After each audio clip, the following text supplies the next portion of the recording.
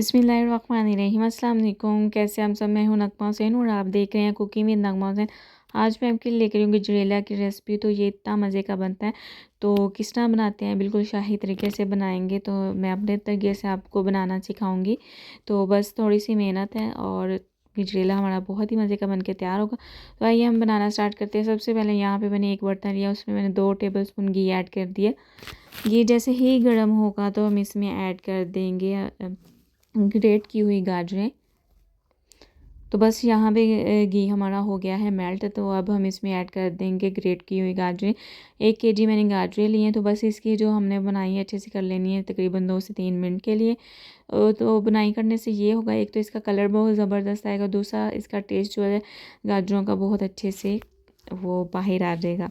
तो बस इसकी हमने बुनाई करनी है 2 से 3 मिनट के लिए अच्छे से। तो इसके साथ अगर आप मेरे चैनल पर न्यू हैं, चैनल को सब्सक्राइब, वीडियो को लाइक और शेयर कर दिया करें। तो बस 2 से 3 मिनट के लिए हमने इसकी अच्छे से बुनाई कर लेनी है, जब तक इसका कलर चेंज नहीं हो जाता। तो यहाँ पे देखिए इसकी बुनाई कर ली है मैंने 2 से 3 मिनट के लिए और इसका कलर कितना प्यारा आ गया। अब हम इसमें ऐड कर देंगे दूध। तो दूध यहाँ पे हम इसमें ऐड करेंगे तकरीबन 6 लीटर। तो दूध मैं इसमें ज़्यादा इस्तेमाल कर रही हूँ। जितना दूध हमारा इसमें ज़्यादा इस्तेमाल होगा, गजरेला हमारा उतना ही ज़बरदस्त बन के तैयार होगा। तो अच्छा, यहाँ पे जो मैंने दूध लिया था इससे पहले मैंने बॉयल कर लिया था, ठीक है। तो बॉयल करके मैंने 2 से 3 घंटे के लिए इसे ऐसे छोड़ दिया था। फिर ये ठंडा हो गया था। फिर इसको मैंने इसकी जो मलाई है वो हटा ली थी। तो अभी भी इसमें ये देखें मलाई है दूध में। तो बाकी की जो हमने मलाई इसमें ऐड करनी, वो किसने ऐड करनी वो मैं आगे जाके आपको बताऊँगी। तो बस इसको हमने 2 मिनट के लिए हाई आंच पे पकाना है ताकि इसमें बॉयल आ जाए।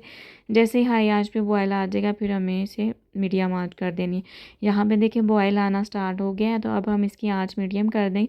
मीडियम आंच पे हम इससे तकरीबन 10 से 12 मिनट के लिए अच्छे से कुक कर लेंगे ताकि जो हमारी गाजरें हैं वो अच्छे से कुक हो जाए। तो बस इसी तरह ना हमने साइडों से भी साफ़ करते जाना है, साइडों से भी जो दूध लग जाए तो उसको हटाते जाना है। तो बस इसे चम्मच चलाते जाना है। इस तरह थोड़ा सा मेहनत वाला काम है। आप जितना मेहनत करेंगे उतना ज़बरदस्त हमारा गजरेला बन के तैयार हो जाएगा। दूसरी साइड पे यहाँ पे देखें इसमें तकरीबन बॉयल आ गया था। 10 से 12 मिनट के लिए मैंने गाजरों को कुक कर लिया। तो काफ़ी हद तक हमारी गाजरें कुक होगी। अब यहाँ पे मेरे पास छोटा चावल था, आप साबुत का भी इस्तेमाल कर सकते हैं।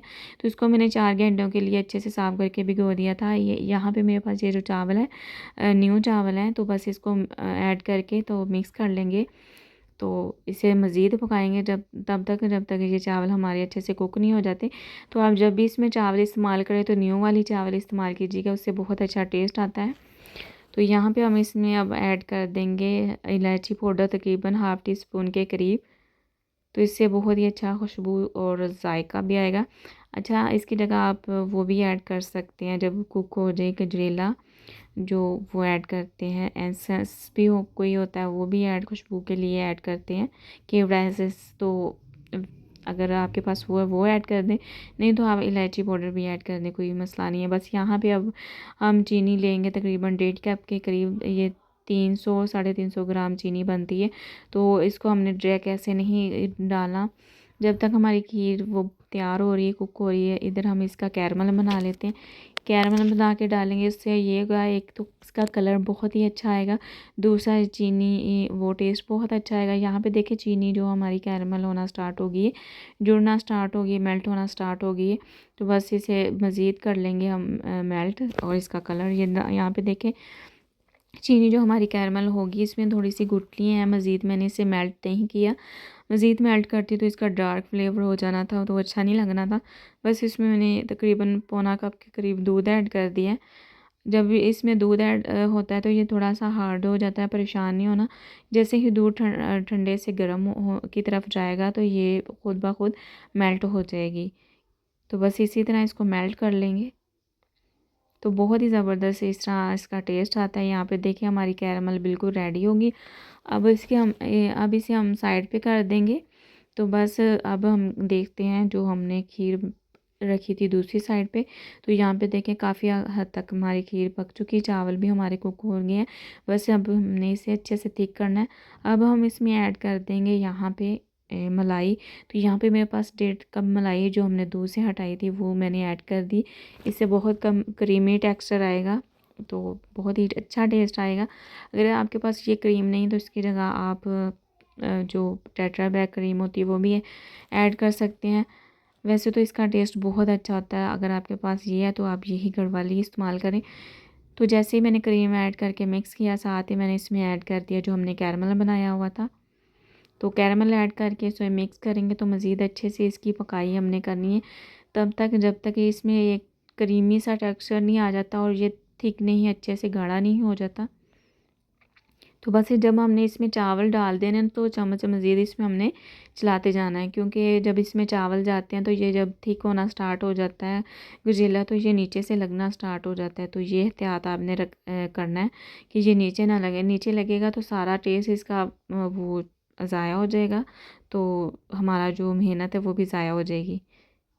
तो बस यहाँ पे देखिए ये थिक होना स्टार्ट हो गया है, तो बबल इसमें बनना स्टार्ट हो गए हैं। दूसरी साइड पे यहाँ पे मेरे पास नट्स थे, पिस्ते और बादाम, तो जिनको मैंने मिक्सी जार में डाल के मोटा मोटा दरदरा सा पीस लिया था, ये भी इसमें मैंने ऐड कर दिए।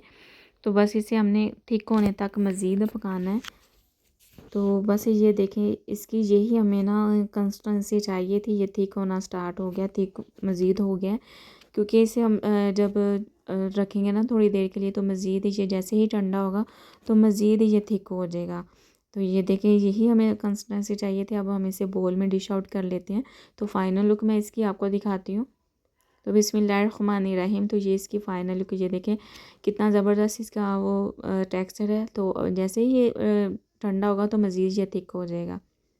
तो आप कलर देख सकते हैं, कलर कितना ज़बरदस्त आया और ख़ाने में भी ये बहुत ही ज़बरदस्त हमारा ये गजरेला बन के तैयार हो गया। अब कुछ इसमें हम नट्स ऐड कर देंगे। तो मैंने यहाँ पे ऐड कर दिए स्लाइस किए हुए बादाम, तो स्लाइस किए हुए हम पिस्ते इस पे ऐड कर देंगे। आपके पास जो भी नट्स हैं तो आप वो ऐड कर सकते हैं। तो बस यहाँ पे थोड़े से मैंने इस पे काजू गार्निश कर दिए, सॉरी पिस्ते। तो यहाँ पे देखिए ज़बरदस्त हमारा गजरेला बन के तैयार हो गया है, शाही गजरेला। तो आप इस तरह ज़रूर बनाइएगा। तो आज की रेसिपी आपको कैसी लगी कमेंट करके मुझे ज़रूर बताइएगा। इस तरह की वीडियो लेकर मैं आपके लिए दोबारा से हाज़िर होंगी। अगर आप मेरे चैनल पे न्यू हैं तो चैनल को सब्सक्राइब कर दिया करें प्लीज़, और वीडियो को लाइक और शेयर भी कर दिया करें। तो बस इसके साथ मुझे इजाज़त दीजिए। इस तरह की वीडियो लेकर दोबारा से हाज़िर होंगी। अपना बहुत सारा ख्याल रखिएगा, दुआ में याद रखिएगा। अल्लाह हाफिज़।